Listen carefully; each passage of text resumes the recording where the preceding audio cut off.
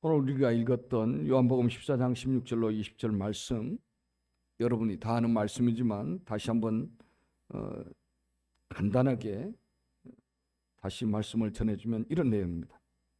내가 아버지께 구하겠다. 예수님이 하신 말씀이에요. 아버지는 너희와 영원히 함께 있을 다른 보혜사를 보내주신다. 그분은 진리의 성령이시다. 세상 사람들은 진리의 성령을 보지 못하고 알지도 못하고 또 그분을 얻을 수도 없다. 그러나 그분이, 보혜사 성령이 너희 안에 계시고 너희는 그분 안에 있고 또 그러므로 너희는 그분을 알게 될 것이다.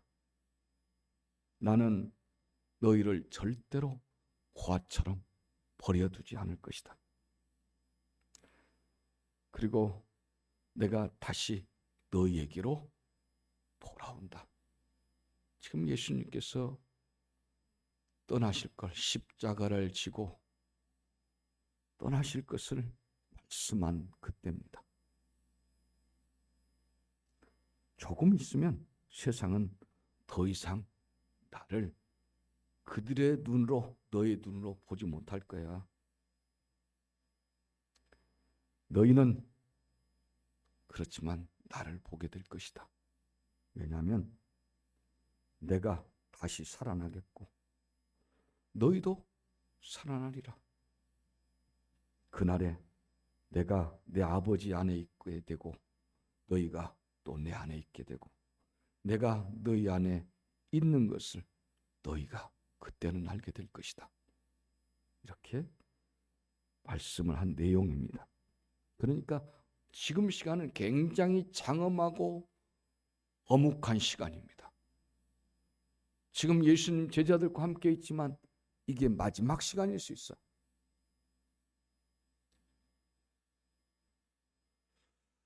바람은 눈에 보이지 않습니다.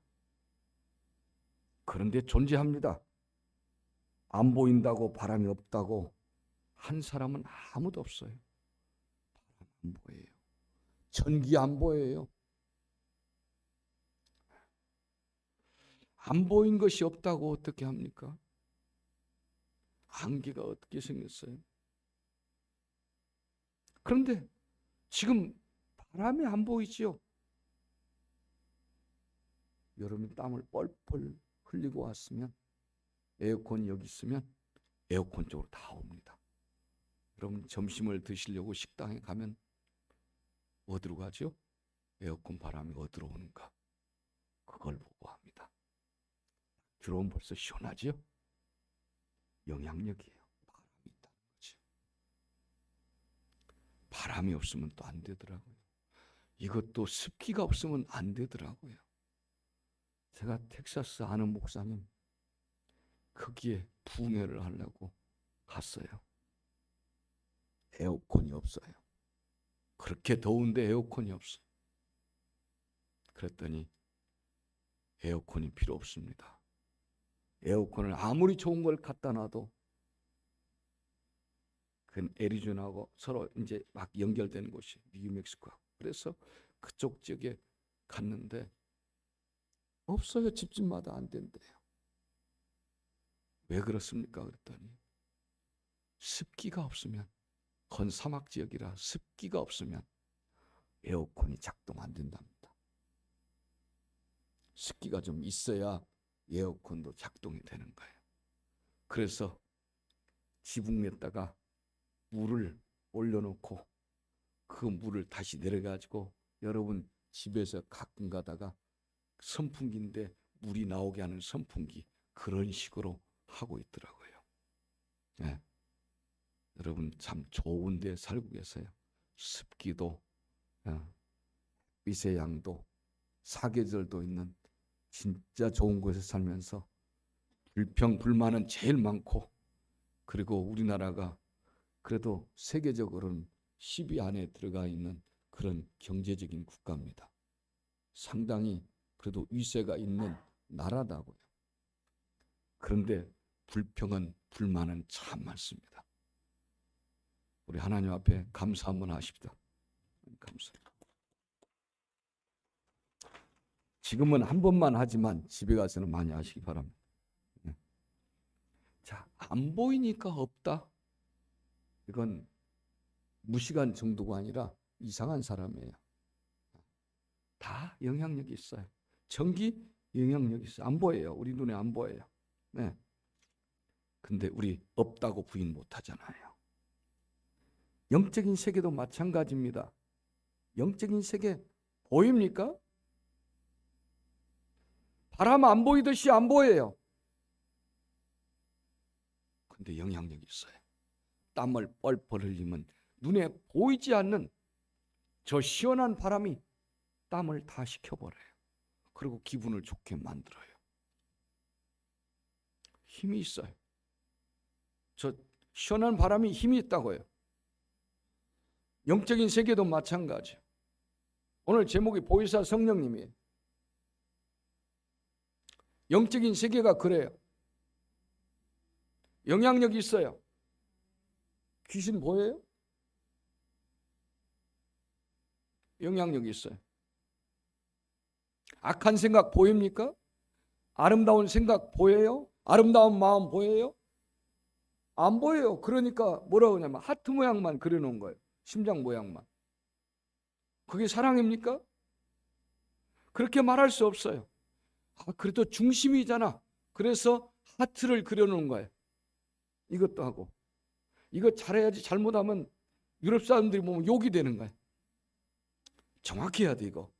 잘못하면 이 손가락이 가운데 손가락 비슷하니까 욕이 돼. 가운데 손가락을 올리면 큰 욕이 됩니다. 안 맞습니다. 네. 그런데 우리 안 보여요. 영향력이 있어요. 사랑하면 영향력이 있어요. 그렇죠? 처음 들어보신 분 같아요. 인간 세계에 들어와서 사랑이라는 단어를 처음 들어본 것 같아요. 사랑하면 어떻습니까? 힘 생겨지죠.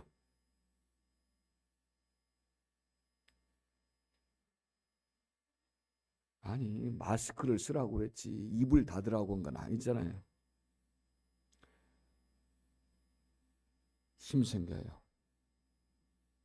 머리 감지 않는 사람 머리를 일주일에 서너 번씩 감고 매일도 감고 옷도 단정히 입고 잠옷처럼 살던 사람이 바뀌어져 있고 눈 오고 비 온 날은 성성스럽다고 절대 안 나간 사람이 단장을 하고 나가고 뭘 하나를 더 바르게 되고 그냥 귀신 손가락처럼 생긴 그 길다란 손톱도 자르고 정리도 하고 그렇게 가요.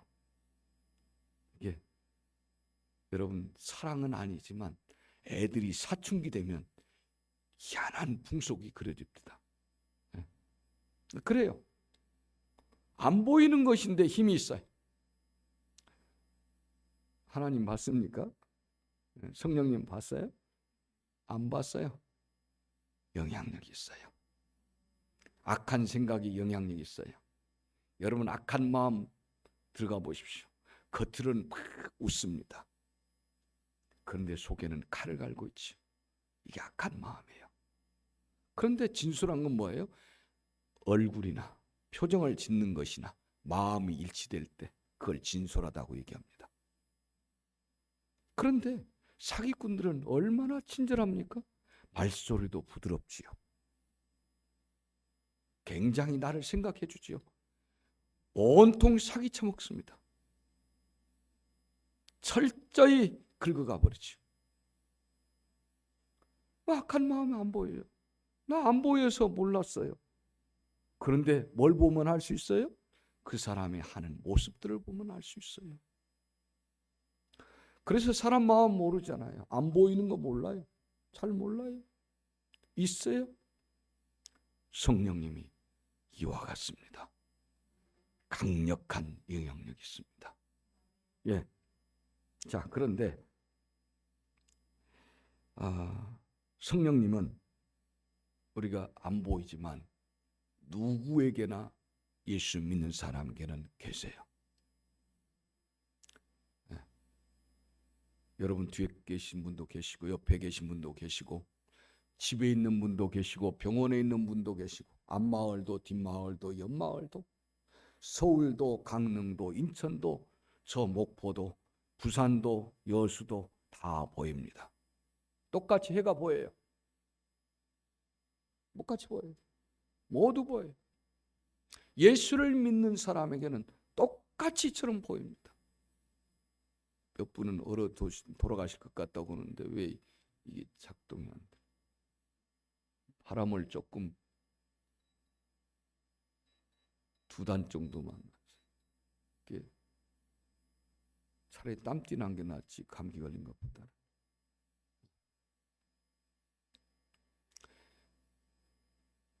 시원한 거 하다 잊어버렸어요. 모두게 보여지는 거예요. 그러니까 아니 성령님이 한 분인데 왜 나한테도 있고 저 사람한테도 있습니까? 아니 할머니한테도 계시고 아버지한테 할아버지한테 손자한테 나한테 다 계세요. 해가 모두에게 보인 것처럼. 해가 2개예요, 하나예요? 해가 하나지만 땅끝 마을에서도 저 북쪽 끝에도 동쪽 끝에도 서쪽 끝에도 동쪽 끝은 어디입니까? 남쪽 끝은요? 좀 이상하다. 어디서 오신? 남쪽 끝은 마라도, 동쪽 끝은 독도, 저 서쪽 끝은 이어도입니까? 이어도는 암초예요. 네. 저 경렬 기혈도가 있어요. 그쪽 끝에. 북쪽 끝은요? 회령인가 돼요. 온성 회령 그쪽. 그냥 저 블라디보스토크까지 연해주까지 하듯이든지 만주까지 그렇게 하든지 소원대로 하십시오. 다 똑같이 해는 하나예요. 다 보여요. 똑같은 거예요. 성령님도 마찬가지예요. 똑같습니다. 모두에게 계십니다. 그래서 이걸 기독교에서는 가장 중요하고 핵심 교리고 성경에 이 말은 없어요. 삼위일체란 말은 없어요. 다 같이 하나님, 성부 하나님, 성자 예수님, 성령님. 즉 하나님과 예수님과 성령님은 한 본체시다. One substance라고 그래요. 그리고 서로 다른 인격을 가지고 있어요. 삼위일체. 옛날 안현필 씨가 쓴 영어 책 삼위일체 그거 말고 그래서 영어로는 one substance 그 다음에 three persons 이렇게 이야기합니다. 그런데 이거가 어떻게 이 기독교의 본질이고 핵심이에요. 이걸 놓쳐버리면 다 놓쳐요. 이걸 놓쳐버리면 이단돼요. 그런데 이거가 인간이 갖고 있는 어떤 지식을 다 동원돼도 설명을 못해요. 인간의 지식이 출중하고 이해력이 뛰어난 사람도 이해를 못해요. 그러니까 뭡니까? 인간이 갖고 있는 지식 체계나 논리 체계나 경험 체계를 뛰어넘어 있는 거예요. 초월해 있는 거예요. 하나님 자체가 그렇잖아요. 그런데 계세요. 전기를 누가 이렇게 표시합니까? 그냥 벼락치는 거 보고 이렇게 하는 거죠. 상징이죠. 사랑이 모양이라고 할 수가 없잖아요. 사랑은 가만히 들어가 보면 인격이에요. 그렇죠? 인격이에요. 어떻게 인격을 모양새로 그릴 수 있나요? 아니에요. 못해요. 하나님을 어떻게 그려냅니까? 그분이 계세요. 바람을 어떻게 그려내요? 바람 모양이 어떻게 생겼어요? 눈에 보이지 않는 건 그려낼 수가 없어요. 삼위일체 하나님은 어떤 인간이 갖고 있는 지식 체계를 가지고 그려낼 수도 없고 담아낼 수도 없고 설명할 수도 없어요. 초월적인 세계예요. 자, 그런데 이게 이렇게 중요해요. 그래서 왜 그럴까요? 이건 인간의 이해 범위와 이런 지식 범위가 아니라 믿음의 영역이에요. 믿음의 범위란 말이에요. 그래서 뭐라고 이야기하냐면 성경은 요한복음 4장 24절에 하나님은 영이시다. 이렇게 얘기해요. 하나님은 영이시다. 말이 필요 없어요. 오늘 여러분들 읽었던 14장 전체를 봐도 그렇잖아요. 예수님이 이제 떠나가시려고 하는 거예요. 16절 뭐라고 했어요? 내가 아버지께 구하겠으니 그가 또 다른 보혜사를 너에게 주사 영원토록 너희와 함께 있게 하리라. 또 다른 보혜사를 보내주겠다 그 말이에요. 또 다른 보혜사. 보혜사가 뭔데? 보혜사. 보혜사는 알고 가셔야 할 거 아니에요. 보혜사 성령 건데. 성령이면 성령이지 보혜사는 뭐냐? 한문으로 써놔서 보니까 조금 어려워요. 성령인데 성령을 또 다른 보혜사로 묘사한 것은 그리스도께서 또한 보혜사였기 때문에 하나님도 보혜사고 예수님도 보혜사였다. 보혜사란 말은 돕는 자다, 변호사다, 위로자다, 격려자다, 후견인이다. 여러 가지 뜻이 있어요. 또 알려주는 자다. 이게 보혜사란 뜻이에요. 그래서 이 보혜사가 누구였냐? 하나님이었다. 그리고 예수님이었다. 그런데 또 다른 보혜사, 하나님이 아니고 예수님이 아닌 또 다른 너희가 지금까지 만나지 못했던 그 보혜사를 주겠다. 그 말씀을 하신 거예요. 약속하신 거예요. 또 다른 보혜사. 아멘. 이 또 다른 알로이 파라클레토스라고 하는데 또 다른 보혜사를 보내주겠다. 그래서 그 또 다른 보혜사가 우리가 늘 말하고 있는 성령님이에요. 그러니까 하나님, 예수님 말고 성령님을 보내주겠다. 근데 그분은 보혜사 성령이다. 아멘. 그래서 우리를 위해서 예수님께서 십자가에 못 박혀 돌아가시고 부활하시고 그 다음에 너희들은 이 성령을 기다리라. 또 다른 보혜사를 기다려라. 내가 너에게 주겠다. 그래서 나는 십자가에 못 박혀 가지만 너희들에게는 더 유익할 거다. 왜? 또 다른 보혜사가 성령님이 모두에게 믿는 자 모두에게 임할 것이니까. 지금은 육신으로 있을 때 예수님은 누구 A라는 사람과 함께 있으면 B라는 사람과는 함께 있을 수 없어요. 그런데 보혜사 성령은 누구에게나 아까 해를 이야기했죠. 땅끝 마을에서도 저 북쪽에서도 다 그 해 하나를 다 소유할 수 있듯이 똑같이 이 보혜사 성령을 다 소유할 수 있다. 이 말씀을 하신 거예요. 자, 그러면 이 보혜사 성령이 크게 역할을 하신 거예요. 뭐냐? 성령님은 교통하게 하신다 이 말이에요. 코이노이아가 이루어져요. 교제가 이루어져요. 저 사람과 내가 여러분 집에 부부가 살아도 서먹서먹하고 서먹서먹할 때는 처음 만날 때 서먹서먹하죠. 그런데 30년 살아도 서먹서먹해. 남 같아. 이런 사람 많죠. 코이노이아가 교통이 이루어지지 않아서 그래요. 성령님은 이용하는 것이 아니고 인격자세요. 그래서 우리가 부모와 자식 얼마나 엄마 아빠가 애씁니까? 근데 자식들은 몰라요.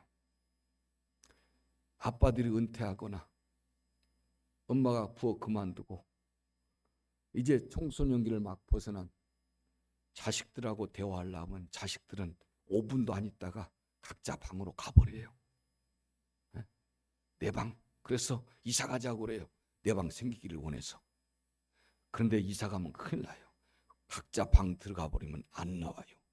동면을 취하고 봄에 나왔다가 봄나물 먹고 또 들어가 버려요. 끝이에요 그걸로. 네. 시집장가 가면 안 와요. 그래서 손자를 핑계 대우는데 데려다 키우려면 키우고 알아서 하세요. 떼맥겨 버려요. 그러니까 그러지도 못하고 저러지도 못하고. 그러니까 부모와 자식 시간에도 생소해요. 왜 피할까? 그런데 남편도 마찬가지요. 60대 중반에서 은퇴하잖아요. 그러면 부인은 애들 키우고 이제 가끔가다 카페라도 돌아다니고 가든 없어졌지만 그 전에 가든이라도 갔는데 이제는 남편이 와가지고는 삼식기가 됐어. 삼식기가. 그래서 아침도 달라, 점심도 달라, 저녁도 달라. 이게 끔찍한 거예요. 꿈 같은 것이 아니라 끔찍해. 남편이랑 같이 있는 것이, 은퇴한 남편이랑 있는 것은 죽을 맛이에요. 네. 그리고 한 10년만 그렇게 삼식이로 살면 황혼이어야라도 하겠다고 대들어요. 어떻게 할 거예요 그럼? 이렇게 서먹서먹합니다. 왜요?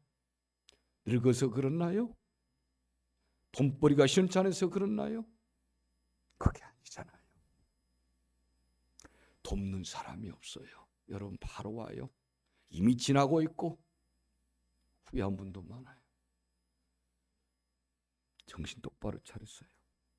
매개체가 없어요. 네. 부부싸움을 하다가 땀나게 싸우잖아요. 에어컨 하나 틀면은 골로 같이 와요. 등 돌리고 있으라도 에어컨 앞으로 와요. 네. 김태희 수사님 이야기하더라고요. 요즘에 그 집은 도대체 건물주가 에어컨을 못 놓고 해서 놀 수가 없는데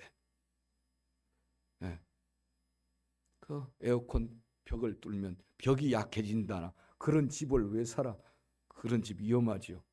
그래서 벽을 뚫지를 못하게 하니까 에어컨을 못 놓고 그래서 어렵게 이제 창문형 에어컨은 또 아래 물 떨어진다고 싫다고 하여튼 우여곡절 끝에 에어컨을 하나 갖다 놨습니다. 갖다 놨는데 따로따로 살던 가족들이 한 방으로 에어컨 있는 방으로 다 모였대요. 그런 거예요. 서먹서먹 하던 것도 에어컨 시원한 바람에 그래도 몸이라도 올 수 있는 공간이 생겨진 거죠. 뭘 이야기하고 싶은 거냐? 사람은 그런 에어컨은 시원해지면 끝나요. 또 떠나요. 시원하면서 떠나버려. 그게 아니라 진짜로 사람과 사람을 교인들이요 1000명이 있어도 삭막합니다. 같이 집사로 30년 다녀도 서먹서먹합니다. 모래알 같아요. 부부가 살아도 마찬가지요. 의무로 사는 거예요. 의무로 사는 사람들이 얼마나 많아요. 애정과 감동과 감격과 또 사랑으로 살고 있는 부부들이 얼마나 됩니까? 젊었을 때는 젊음 때문에요. 잠깐이에요. 6개월 지나면 그렇지도 않아요. 길어야 1년이에요. 속아요. 속은 게 아니라 어리석은 거예요. 모르는 거예요. 누가 묶어줄 수 있는 존재가 없어요. 나와 당신을 교통시켜줄 수 있는 거 없어요. 통로가 없어요. 이 통로로 오신 분이 성령님이다. 그 말이에요. 성령님이다. 고린도후서 13장 8절로 13절까지. 우리는 진리를 거스려 아무것도 할 수 없고 오직 진리를 위할 뿐이니 우리가 약할 때 너희의 강한 것을 기뻐하고 또 이것을 위하여 구하는 곧 너희의 온전하게 하는 되는 것이라. 이를 인하여 내가 떠나 있을 때에 이렇게 쓰는 것은 대면할 때에 주께서 너희를 피하려 하지 않고 세우려 하여 내게 주신 그 권세를 따라 엄하지 않게 하려 함이니라. 마지막으로 말하노니 형제들아 기뻐하라. 온전케 되며 위로를 받으며 마음을 같이하며 평안할지어다. 또 사랑과 평강의 하나님이 너희와 함께 계시리라. 거룩하게 입맞춤으로 서로 문안하라. 모든 성도가 너에게 문안하느니라. 주 예수 그리스도의 은혜와 하나님의 사랑과 성령의 교통하심이 너희 무리와 함께 있을지어다. 아멘. 성령의 교통하심이 우리 안에 있어야 돼요. 성령의 교통하심이 우리 가족 안에 있어야 돼요. 성령의 교통하심이 여러분 사업장 안에 계셔야 돼요. 성령의 교통하심이 구역 안에 있고 교회 안에 있으면 교통이 이루어져요. 교통. 말 한마디 안 해도 사랑이 교통이 돼요. 통로가 생겼다고 말해요. 마음의 통로가 생겨져요. 그래서 챙겨주고 싶은 거예요. 엄마한테 갖다 주고 싶은 거예요. 아빠한테, 남편한테, 아내한테 갖다 주고 싶은 거예요. 더운데 이걸 뭘 가지고 내가는 먹고 끝내버리지. 그게 아니라 갖다 주고 싶어하는 뜨거운 마음이 생기는데 내 마음이 아니에요. 성령이 그 마음을 주는 거예요. 자식들이 부모를 생각하면 찡한 거예요. 나를 위해서 이렇게 고생하셨지. 자식들이 그 마음이 있으면 철든 거죠. 교통해야지요. 교통이 성령께서 이룩하게 하십니다. 저 사람과 나 사이를 교통하게 만들어줘요. 통로가 열려져요. 사랑의 통로가 열려지고 감사의 통로가 열려지고 찬송의 통로가 열려지고 이게 열려져요. 부모가 또 자식을 보면 안쓰러움이 쫙 넘쳐나요. 안쓰러움이 전달이 되고 저 사람의 뜨거운 마음이 전달되고 이걸 뭐가 해주냐? 여러분 외식 한번 아주 멋들어지게 했다고 해서 오는 게 아니에요. 감사 한마디로 끝나요. 마음의 통로가 열린 거 아니에요. 오직 유일하게 보혜사 성령님이 하시는 역할입니다. 그래서 보혜사 성령을 우리에게 주셨다고 말해요. 이 성령으로 충만해지면 됩니다. 자식에게 충만해지고 우리 가정 위에 나에게 충만해지면 저절로 통로가 생겨져요. 우리는 말을 많이 하면 된다고. 우리는 대화가 필요합니다. 대화 만날 해보십시오. 그냥 커피값만 들고 시간만 낭비하고 대화 많이 하다가 나중에는 미천 떠지면 싸우고 말 한마디 잘못해가지고 그것 때문에 더 붉어져서 대화 안 한 것만 또 못하고 얼마나 비일비재가 많습니까? 대화가 답이 아니라 성령이 교통함이 열어져야 돼요. 그럴 때 한마디만 해도 그 한마디에 내 마음이 감동이 되고 내 자녀에게 감동이 되고 이루어지지요. 소통과 교통과 교제가 이루어지는 거예요. 오늘은 분위기 잡고 분위기 잘 차리고 시원한 꼰대 커피 하나 만들어 놓고 음악도 틀어놓고 드디어 밖에 나갔던 꼰대가 들어옵니다. 들어와서 분위기 잡고 있는데 그리고 적당한 조명까지 다 해놨는데 꼰대께서 들어오시면서 하는 말이 무슨 귀신 나오겠다. 뭐 이게 어둡게 해놓고 그러냐고. 전기 아끼지 말고 밝게 켜놔. 나는 지금 낮에부터 이 분위기 만들려고 다 준비까지 해놨는데 밖에 나갔다 들어온 꼰대가 저 신발장 앞에서부터 그렇게 고함 지르고 오면 내가 준비했던 걸 생각하니까 화가 잔뜩 올라요. 애따 모르겠다. 나도 같이 퍼부어버린 거야. 이제 들어온 주제에 뭐 해준 거 있다고 고함 지르고 난리야. 그래서 한참 싸우고 싸움이 격화된 다음에 이제 분노가 조금 식으면 나의 억울함을 도와줘. 사실은 내가 이렇게 해서 당신을 위해서 이렇게 준비했다고 분위기를 잡았다고. 그것도 몰랐다니까. 그런 적이 한 번도 없어서 내가 몰랐다고. 상대방은 그러겠죠. 얽히고 설키고 나중에는 밤새 옵니다. 다음에 또 그래서 한 번 또 했는데 잊어버리고 또 고함을 지르죠. 안 되는 겁니다. 분위기 잡아서 되는 것이 아니라 성령님은 아무 때라도 해질 때나 해뜰 때나 정오 때나 아무 때라도 교통케 하시고 서로 이해하게 하고 사랑하게 만들고 마음을 소통하도록 전달시켜 줍니다. 이분이 보혜사 성령님이라고 해요. 제가 성도들한테 아무리 내가 당신을 위해서 똑같은 마음으로 기도해 주고 있어요. 절대로 이해 안 해요. 목사님 그러면 나를 그렇게 섭섭하게 합니까? 목사님 나 위해서 기도하신다면서요. 아낀다면서요. 다 헛소리예요. 목사님은 거짓말쟁이. 그렇게 하면서 섭섭합니다. 내가 목사님하고 싸우면 괜히 나만 그러니까 내가 조용히 떠나면 되겠지요. 그러면서 조용히 떠나. 할 말 없어요. 죄송해요. 그걸로 끝. 답답할 때가 많지. 성령님 역사하면 그렇지 않습니다. 성령님 역사하면 부모는 누구보다도 나를 사랑하고, 성도는 누구보다 나를 사랑하고, 목사님은 누구보다 나를 사랑하고, 이것이 성령께서 전달해 주거든요. 그래서 여러분에게 필요한 건 뭡니까? 이 성령으로 충만해야 된다. 성령님과 함께 살게 하옵소서.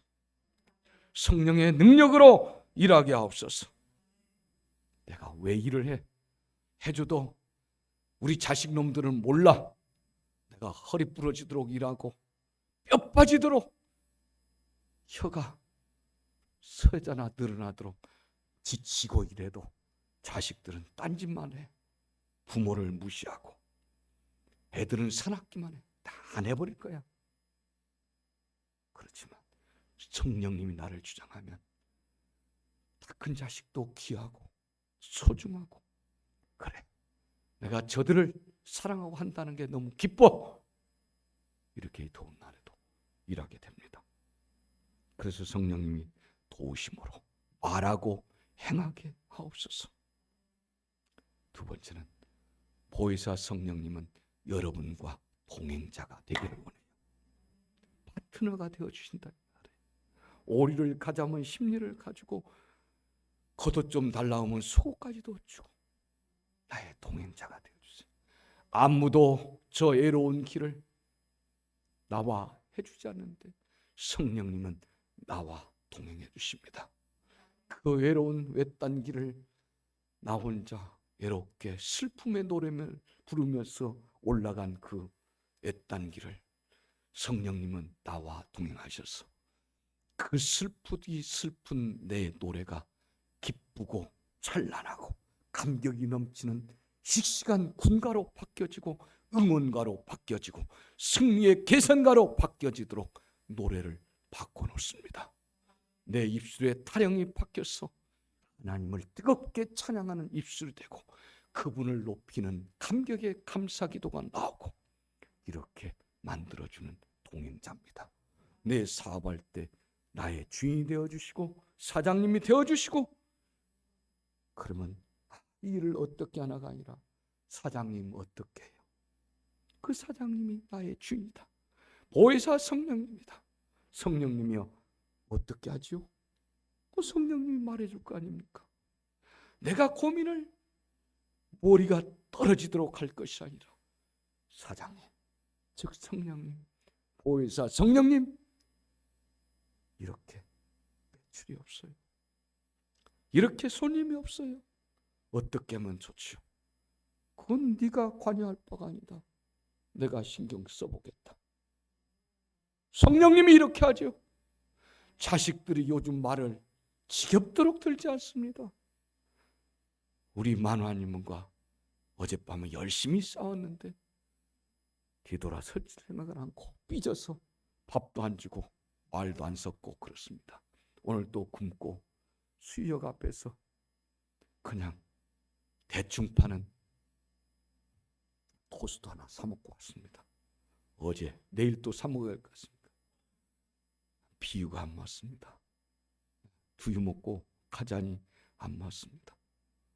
주님 도와주세요. 아멘들 안 하세요. 제가 달랠 길이 없습니다. 성령님 도와주세요. 그러면 성령님이 바꿔줘요. 그러면 이 만화님이 마음이 누가 가서 손질해요? 성령님이 가서 손질해줘요. 너 하나 보고 사는데 그 부족한 힘 내서 그렇게 열심히 살려고 하는 너희 남편이 불쌍하지 않더라. 설거지하다 갑자기 눈물이 나온 거지. 맞아, 내 성격 개 같은 거 내가 알잖아. 걔만 또 못해. 내 성격은 아무 때라도 지저대고 아무 때라도 바가지 긋고 그런 나를 그래도 이해해주고 사는 내 남편이 못난 것이 아니라 그래도 좋은 사람인데 내가 어지간히 바가지 긋고 살았네. 없는 것보다는 천배 만배 나은데 그냥 속으로 죽어버렸으면, 아니 되져버렸으면 하는데 죽지도 않고 이렇게 원수처럼 오래 살지. 그런데 내가 나쁜 사람이었구나. 주님, 내 그런 마음 먹었던 거 용서해 주세요.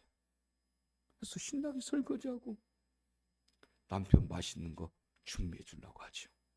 근데 그전 같으면 맛있는 거 해주려도 돈도 한량하게 벌어온 주제에 뭔 맛있는 건 먹으려고 반찬 타령한다고 그랬는데, 이제는 내가 카드라도 긁어서 반찬 하려고 했는데도 기쁨이 생겨져요. 누가 함께 하셔서? 성령님이 나의 동행자가 되어주셨어. 나의 파트너가 되어주셨어요.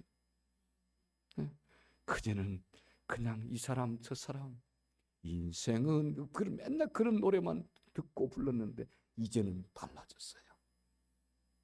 사랑의 노래가 나와요.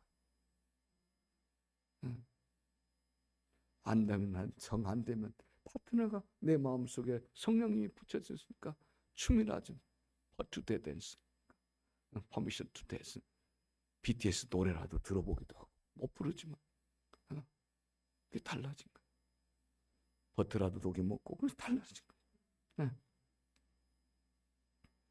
이게 성령님이 주인 되셔서 하면 우리는 성령님 따라서 살기만 하면 될 줄 믿습니다.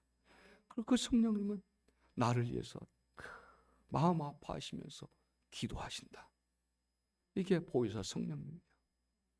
로마서 8장 26절에 아주 누구나 다 아는 말씀이 있습니다. 내 마음을 함께 아파하시면서 기도해 주신 성령님이, 이와 같이 성령도 우리의 연약함을 도우시나니 우리가 마땅히 빌 바를 알지 못하나 오직 성령이 말할 수 없는 단식으로 우리를 위하여 친히 간구하시느니라. 아멘. 고아처럼 버려두지도 않고 안타까워요. 초인적인 능력으로 우리를 도우시고 함께 할 줄 믿습니다. 왜? 나의 파트너니까, 나의 동행자니까. 가만히 보화처럼 버려두지 않는다. 그런 말씀이에요.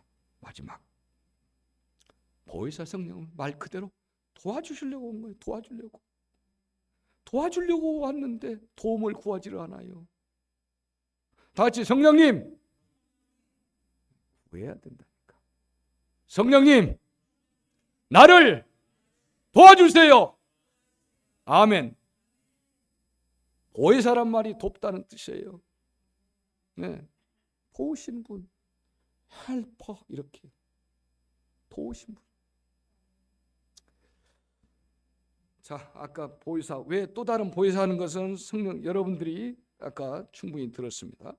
그러니까 보혜사는 성령은 돕는 자, 위로하는 자, 교통을 시켜주는 자, 변호를 해준 사람, 나의 후견이 되어준 사람, 또 나를 가르쳐주는 자, 이것이 바로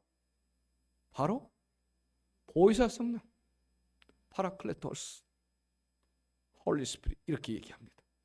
그 말은 몰라도 돼요. 보혜사 성령님을 그냥 원어로 설명했을 뿐이에요. 그냥 된 거예요.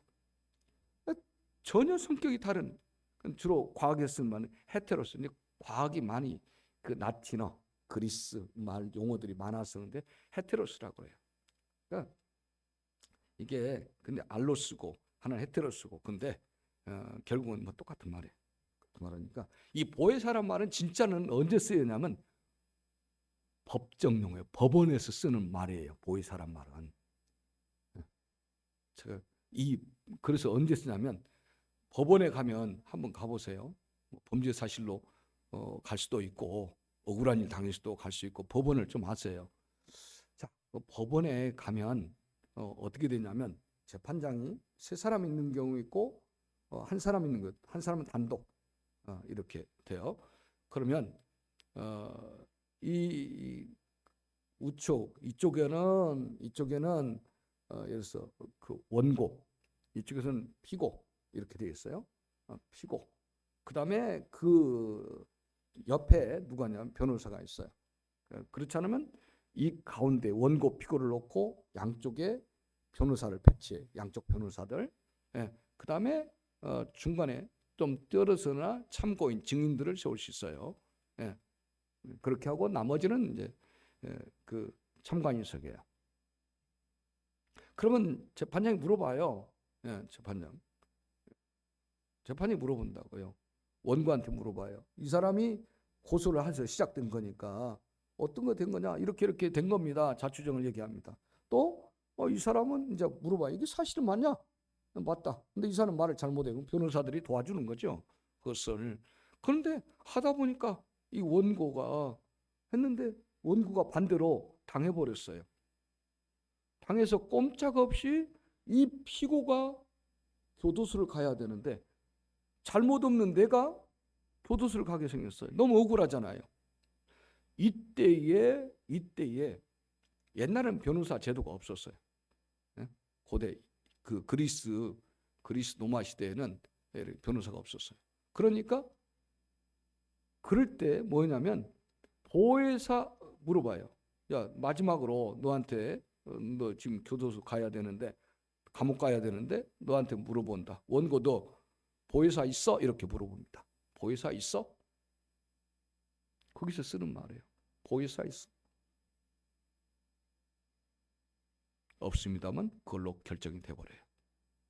보혜사 있습니다. 근데 보혜사는 변호사 역할을 하기 때문에 변호하고 다 해야 하기 때문에 변호사를 인정을 해야 돼요. 보혜사를 인정을 해줘야 돼. 이 사람이. 아무도 없으면 끝나요. 억울하게 끝나요. 저 사람이 교도소 가야 되는데 내가 교도소 가고 끝나요. 이렇게 되는 거예요. 그래서 보혜사가 중요해요. 그러니까 누군가가 저기서 나를 잘한 사람이 제가 보혜사 하겠습니다. 얼마나 좋겠습니까? 얼마나 행복하겠습니까? 그러면 저쪽에서 내가 보혜사 하겠습니다. 말도 잘하고 모든 사실을 정확히 아는 사람이 내가 보혜사, 이 사람의 보혜사 하겠다. 그러면 이 사람은 예, 저 사람을 나의 보혜사로 받아들입니다. 해야 돼요. 예수 그리스도를 보혜사로 받아들여야 돼요. 그러면 그때부터 저 사람이 다 해줍니다. 그래서 뒤집혀져요. 그걸 다 듣고 보혜사 말을 다 듣고 재판장이 니놈이 나쁘구만. 피고가 나쁘구나. 네가 교도소 가. 이렇게 되는 겁니다. 이때 쓰는 것이 보혜사입니다. 자, 예를 하나 들면 이건 여러분들이 뭐 보통 책에서 많이 그리스 이야기 속에 많이 나와 있는 거예요. 한 사람이 엄청난 젊은이가 엄청난 이 부와 재산을 갖게 됐어요. 상속받았어요. 그 부모님은 대단한 부모님이었어. 땅과 재산이 얼마나 많은지 헤아릴 수가 없어요. 그런데 착하고 꾀를 부릴 줄 몰라요. 약간 좀 어리숙해요. 근데 그 친구가 하나 있어요. 이 어마어마한 재산을 가진 친구가 하나 있어요. 이 친구는 공부도 잘하고 머리도 좋고 셈도 잘하고 똑똑해요.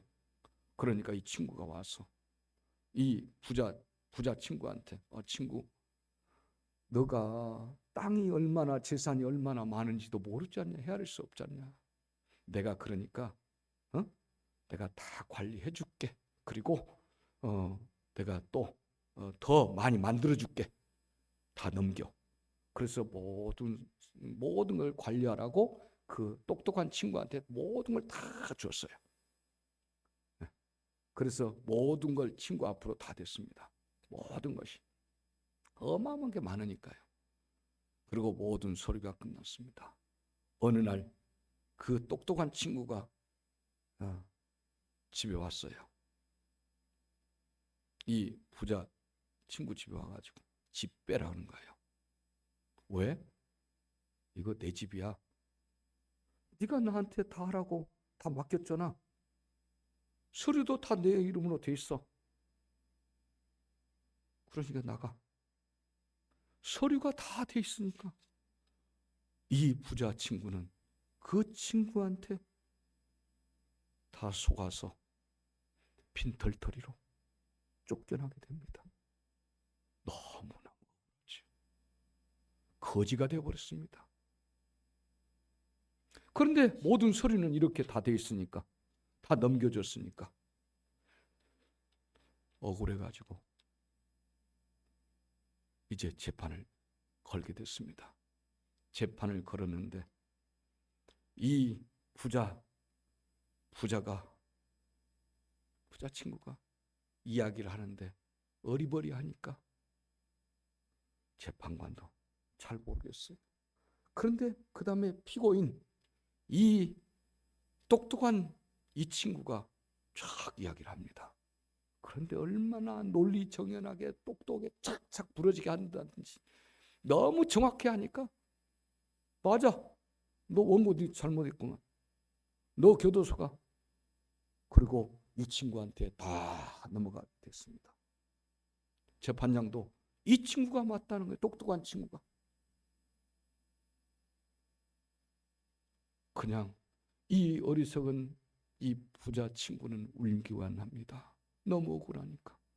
표현도 제대로 못하죠. 억울한 겁니다. 그리고 이 똑똑한 친구는 엄청난 힘이 있기 때문에 누가 보혜사 있습니까? 이 사람의 보혜사 있습니까? 아무도 안 나서요. 수많은 동네 사람들이 왔는데 아무도 안 나서요. 왜? 이 똑똑한 친구한테 다 무고죄로 교도소 갈 수 있으니까 아무도 안 나서주는 거예요. 그런데 저 뒤에 노인 한 분이 손을 듭니다. 그분 지긋한 나이를 드시고 모든 걸 아시는 그런 노인인데 일어나니까 앉으라고, 하지 말라고 방해를 합니다. 보혜사 하지 마라. 당신 죽을 수도 있다. 하지 말라고 합니다. 그러니까 노인이 일어서서 내가 보혜사 하겠습니다. 저는 저 친구, 저 원고, 저 친구를 잘 압니다. 어릴 때부터 저 친구가 어떻게 자라왔는지 잘 알고 있습니다. 제가 보혜사가 되겠습니다. 그런데 이 부자였던 이 친구는 머뭇거려요. 저 사람을 보혜사로 세운 게 두려운 거예요. 왜? 이 사람들은 막 눈빛이 오거든요. 주변에서 세우지 마, 세우지 마. 머뭇거립니다. 그래 마지못해 마지막에 가서 예, 끄덕끄덕합니다. 나의 보혜사 되십시오. 그때 그 지긋한 노인이 딱 일어나서 태어나서부터 그 과정 한 동네에서 내가 살아서 합니다. 그러면서 쫙 일목요연하게 설명을 쫙 자초지정을 해줍니다. 그랬더니 재판장이 한 말이 당신 이 사람의 원고의 보혜사 당신 말이 맞다. 그래서 모든 걸 이 사람한테 다 돌려주라. 그리고 이 똑똑한 친구는 가족과 함께 모두 다 교도소 가게 됐습니다. 이는 그리스에서 유명한 이야기예요. 그러면서 이게 보혜사란 말이 이제 그리스어가 많이 쓰였기 때문에 보혜사 성령 이렇게 쓰여지게 된 겁니다. 그러니까 유대교에서 볼 때는 외래어처럼 그렇게 됐겠죠. 보혜사 성령 바로 그겁니다. 여러분 보혜사로 오셨어요. 보혜사로 오신 이 예수님을 여러분들은 받아들입니까? 나의 보혜사. 어떤 환경에서도 아무도 나의 보혜사가 되어주겠다고 말한 사람이 없어요. 나도 죄가 많고 금결 많고 부족하고 연약하고 내놓을 것 없고 억울한 말 많은 나에게 할 말 있어도 제대로 못하는 나에게 보혜사가 되어주시겠다. 보혜사 성령으로 오셨습니다. 오늘 이 보혜사 성령이 여러분에게 차고 넘쳐요. 여러분 사는 것처럼 살 수 있기 때문에 주님이 우리에게 뭐라고 명령하시냐면 너희 성령 충만 받아라. 성령 충만하라. 여러분 성령이 여러분을 감동시켜줘야 예수님을 주로 믿을 수 있습니다. 성령은 지식이 아니에요. 여러분 지식 가지고 따지지요. 이런 경험 가지고 따지지요. 뭐 이것이 맞아요, 틀려요, 교회가 왜 그래요? 그런데 성령 감동 받으면 달라져요. 지식은 한낱 뭉게구름에 불과해요. 왜? 성령님이 강력한 실체가 되니까요. 아직도 여러분 신앙생활을 여러분 생각 가지고 지식 가지고 하세요. 지식은 장식품에 불과해요. 아무 힘 없어요. 성령님이 강권적으로 주장할 줄 믿습니다. 한 번은 지금은 우리 교회 안 다녀요. 자기 언니가 자기는 성당 다니는데 언니가 우리 교회를 다니니까 기분 나빠서 따지러 왔다가 예배 드리러 왔다가 따지러 온 거예요. 예배 끝나고 따지려고 저한테. 그런데 예배 드리다가 성령이 역사해서 감동시켜 놓은 거예요. 완전히 바뀌어져 가지고 자기는 선지교 신부가 다시 수녀되려고 했는데 완전히 바뀌었어요. 바뀌어서 반대로 됐어요. 그래서 집 나와서 신앙생활 했지. 그런데 그렇게 성령으로 살다가 열심히 전도도 하고 살다가 그만 게으르고 나태하고 사탄한테 속고 그리고 지금은 안 다녀요. 늘 성령에 붙잡혀 사는 여러분 되기를 바랍니다. 어떤 위기에 직면했을 어려움에 봉착했을 때도 어떤 결정적인 순간에도 그런 순간에 직면할지라도 성령 충만한 사람은 하나님 말씀으로 붙잡아 살게 될 줄 믿습니다. 시편 119편 9절에 청년이 무엇으로 자신을 깨끗게 지키리까? 하나님의 말씀으로 삼갈 것이다. 이렇게 했습니다.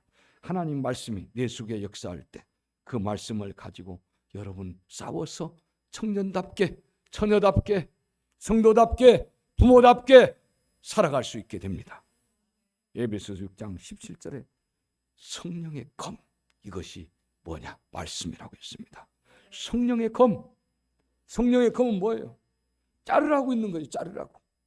부엌에 칼이 왜 있어요? 자르라고 있는 거잖아요. 장식품으로 있지 않잖아요. 하나님 말씀 가지고 될 줄 믿습니다. 다 같이 구원의 투구와 성령의 검, 곧 하나님의 말씀을 가지라. 아멘. 이게 성령의 검이 하나님 말씀이에요. 이 말씀을 가지고 여러분 사용해야 될 줄 믿습니다. 네. 이걸 도마 위에다 올려놓기만 하면 뭐예요? 호박도 자르고 오이도 자르고 자르는 데 쓰는 거죠. 역사가 일어날 줄 믿습니다. 성령의 검을 소유한 여러분 되기를 바랍니다. 여러분 예배 재미없지요? 성령의 보이사 성령이 임하면 예배가 재밌어요. 길게 느껴지세요? 성령이 여러분을 충만케 하면 짧아요. 찬송이 재밌어요. 목사님 오늘은 시간이 없으니까 3절짜리로 하세요. 왜 5절짜리로 하세요? 이게 안 나와요. 벌써 끝났어요. 한 장 더 부르면 좋겠는데요. 여러분 집에 앉아서도 혼자 곡을 모르는데 1장부터 마지막 절까지 혼자 다 불러요. 왜요? 육자배기로 부르면 다 통일되니까 혼자 다 불러요. 네, 재밌어요. 엎어져서 하루 종일 불러도 재밌고 책상에 앉아서 불러도 빨래하다가 불러도 좋고 밥하다가 불러도 좋고 설거지하다 불러도 좋고 이게 성령 충만할 때 그러집니다. 그리고 옆 사람들 싫어하는 사람만 있으면 저쪽으로 옮겼는데 이제는 그게 아니라 다 좋아요. 다 좋아져요. 고른 사람이 없이 다 좋아져요. 다 소중해져요. 할렐루야! 성령 충만해져야 돼요. 그러면 될 줄 믿습니다. 보혜사 성령이 여러분을 주장해서 이제는 모두가 소중하고 모두가 아름답고 모두가 내 몸처럼 사랑하게 되고 아끼게 됩니다. 할렐루야. 그래서 오늘 여러분 모두에게 이 보혜사 성령으로 충만하기를 예수의 이름으로 축원합니다. 다 같이 주여 보혜사 성령으로 나를 충만케 하옵소서. 같이 한번 기도합니다.